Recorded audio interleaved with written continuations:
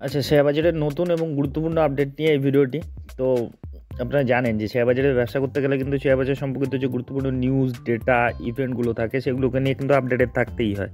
আর এই চ্যানেলে সে ধরনেরই ভিডিও আপডেট দেওয়া হয়। তো যাই হোক, আজকে যে ডেটে ভিডিওটা হচ্ছে 8/2/2024।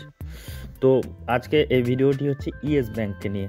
বর্তমানে ইয়েস ব্যাংক কিন্তু একেবারে ফোকাসে আছে মার্কেটে।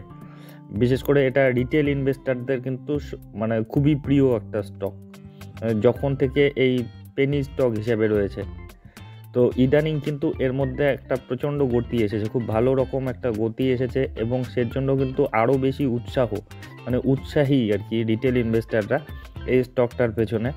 তো আপাতত এটা কি অবস্থায় রয়েছে আর কিছু আপডেট রয়েছে, যার জন্য আপনি যদি গতদিনও দেখেছেন প্রায় 20%-এর মতো কিন্তু একটা বড় সড়ো র্যালি দিয়েছে। আজকেও শুরু হয়েছিল 6%, 7%-এর মতো উপরে, পরে কিন্তু সেটা কারেকশন হতে হতে কিন্তু পরে প্রায় ফ্ল্যাট আর কি, যেখানে শুরু হয়েছিল সেখানেই শেষ হয়েছে।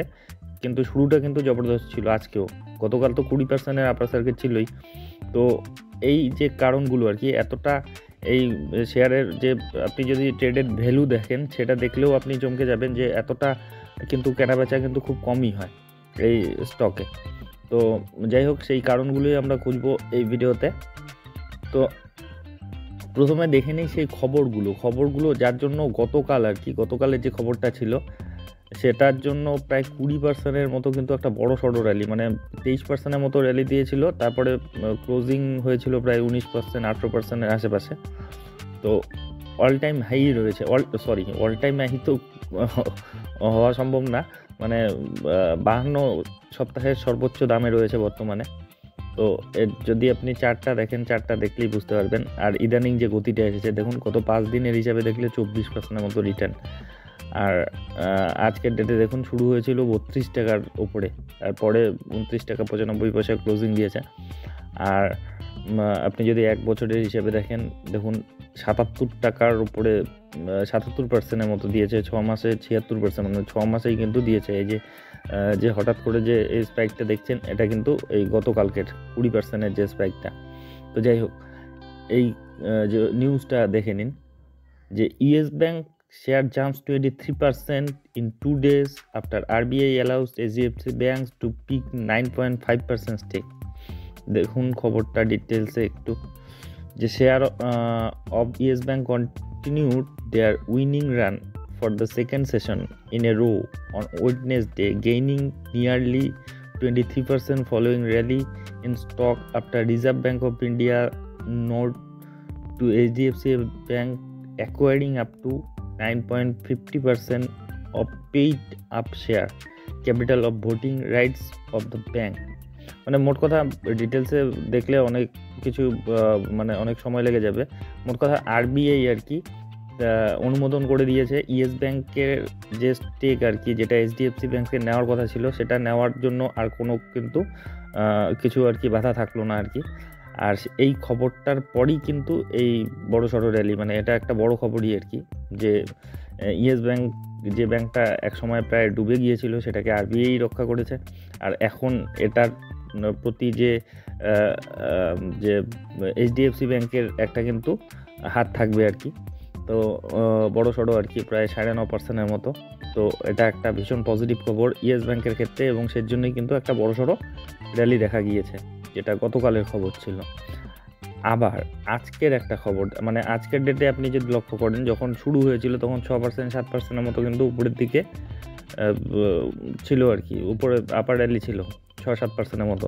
পরে সেটা কিন্তু মানে একেবারে নিচে নামে। ওভারঅল মার্কেটও আজকে খুব একটা ভালো ছিল না, কিন্তু তা সত্ত্বেও এই ডাউনটা আর কি, মানে 6-7% থেকে 0.50%-এ আর কি শেষ করেছে। সেখানে আর একটা নিউজ যেটা রয়েছে আর কি, আজকের ডেটে যেটা রয়েছে সেটা হচ্ছে, দেখে নিন আপনারা, যে ইয়েস ব্যাংক এসবিআই মে সেল 5,000 to 7,000 কোটি শেয়ার সেজ রিপোর্ট, মানে এটা রিপোর্টের থ্রুতে আর কি। এখনও এটা অফিসিয়ালি ঘোষণা হয়নি। যে আগের খবরটা যেমন অফিসিয়ালি ছিল, এটা কিন্তু এখনও সোর্সের মারফতেই রয়েছে। তো এই খবর পাওয়ার পর আর কি, এসবিআইয়ের কাছে কিন্তু একটা বড় সড়ো স্টেক রয়েছে ইয়েস ব্যাংকে। তো সেই জন্যই কিন্তু মানে একটা কথাও রয়েছে যে ইয়েস ব্যাংকের আর কি ওপর যে যে এসবিআই যে বড়সড় একটা হাত ছিল। তো যাই হোক, যে বড় তাদের কাছে যতগুলো আর কি যত পার্সেন্ট স্টেক রয়েছে তার মধ্যে সামান্যই হয়তো তারা বিক্রি করার কথা চিন্তা ভাবনা করছে। আর যদিও এটা এখনও পর্যন্ত অফিসিয়ালি ঘোষণা করেনি, তবে সোর্সের মারফত কিন্তু খবর পাওয়া যাচ্ছে। মানে যেটা একটা সময় থাকে আর কি, সেই সময়কালটা কিন্তু অতিক্রান্ত হয়ে গিয়েছে 3 বছর আর কি, যেটা 3 বছরের মধ্যে বিক্রি করতে পারবে না। আর সেটা পেরিয়ে যাওয়াতে কিন্তু এখন বিক্রি করার কথা চিন্তাভাবনা করছে আর কি, কিন্তু যতগুলো আর কি তাদের কাছে রয়েছে সবগুলোই বিক্রি করবে না। তো এটা ব্লক ডিলের মাধ্যমেই হতে পারে।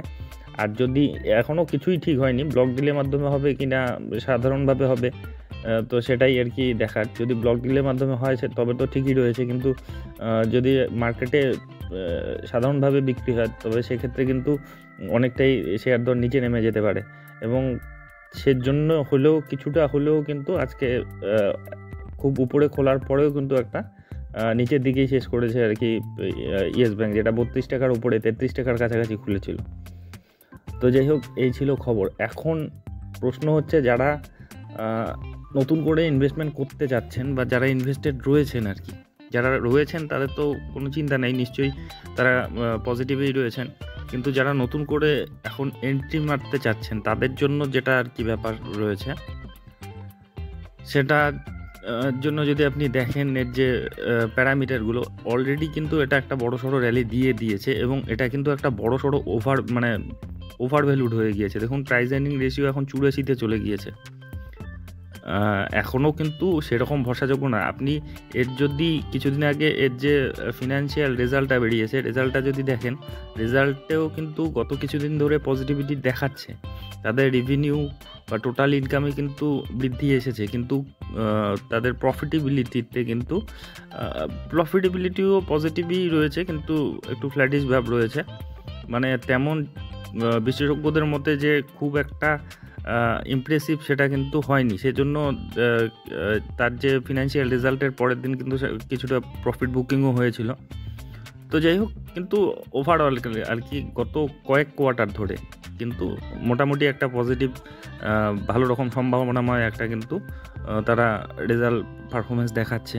তো যাই হোক, এই ব্যাপারটা দীর্ঘমেয়াদী, মানে এই ইয়েস ব্যাংক যদি আবার পুরনো তার অবস্থায় ফিরে যেতে চায়, যে মানে পুরনো তার ঐতিহ্যে ফিরে যেতে চায়, তবে কিন্তু অবশ্যই বড় সময় লাগবে, এবং এরকম পারফরমেন্স তাকে ধরে রাখতে হবে আর কি দীর্ঘমেয়াদী আর কি, প্রত্যেকটা কোয়ার্টারে আর কি, পরপর কোয়ার্টারগুলোতে কিন্তু ভালো পারফরমেন্স করতে হবে, যেটা করার কিন্তু একটা সম্ভাবনা দেখাচ্ছে। তো ফিনান্সিয়াল রেজাল্টটা হয়তো অবশ্যই দেখে নিয়েছেন, এটা নতুন করে কিছু বলার নেই, যা হয়েছে ঠিকঠাকই রয়েছে। তো এর যদি আপনি আপাতত এর অবস্থা দেখেন, এটার যে র্যালি কিন্তু একটা বড়সড় র্যালি হয়ে গিয়েছে অলরেডি। আপনি দেখুন প্রাইস আর্নিং রেশিওটা 84-র উপর, বর্তমানে 86,000 কোটির উপর মার্কেট ক্যাপিটাল চলে গিয়েছে। তো এই মুহূর্তে কিন্তু যে কোনো কারণেই আর কি, আর ইয়েস ব্যাংক যখন 15 টাকার কাছাকাছি ছিল তখন থেকেই কিন্তু যখনই উপরের দিকে উঠেছে বড়সড় একটা র্যালি হয়েছে, তারপরেই কিন্তু প্রফিট বুকিং হয়েছে। তো এক্ষেত্রেও কিন্তু এই মুহূর্তে ঢোকাটা কিন্তু অবশ্যই রিস্কি হয়ে যাবে, কারণ যে কোনো মুহূর্তে কিন্তু একটা প্রফিট বুকিং আসতে পারে। তো যাই হোক, এই বিষয়গুলো নিয়েই এই ভিডিওটি ছিল। তো যারা নতুন করে ইনভেস্টমেন্টের কথা ভাবছেন আর কি, তারা হয়তো এটা খুব অল্প পরিমাণে, খুব সামান্য পরিমাণে আপনি ইনভেস্টমেন্ট করতেই পারেন। সেক্ষেত্রে কোনো কিন্তু বড় অ্যামাউন্টে এই মুহূর্তে কিন্তু ঢোকাটা প্রচণ্ড রিস্কি হয়ে যাবে বলে আমার মনে হয়। তো যাই হোক, এই বিষয়গুলো মাথায় রাখবেন। তো এ ধরনের ভিডিও যদি আপনাদের উপকারে লেগে থাকে তবে অবশ্যই চ্যানেলটি সাবস্ক্রাইব করে রাখবেন। আর অবশ্যই একটা কথা, এগুলো কোনো ধরনের রিকমেন্ডেশনও না, কিংবা আপনাদেরকে ডিসকারেজ করার জন্যও না। আমি যা দেখছি শিখছি সেগুলোই আপনাদেরকে শেয়ার করার চেষ্টা করছি। আর আপনি যখন ইনভেস্টমেন্ট করতে যাবেন আরও ডিপলি অ্যানালাইসিস করবেন, আপনাদের যে ফিনান্সিয়াল অ্যাডভাইজার রয়েছে তাদের উপদেশ নেবেন, আর অবশ্যই রিস্ক ম্যানেজমেন্ট ঠিকঠাক রেখে তবেই কিন্তু ইনভেস্টমেন্টের কথা ভাববেন। তো যাই হোক, ভিডিওটি শেষ পর্যন্ত দেখার জন্য ধন্যবাদ।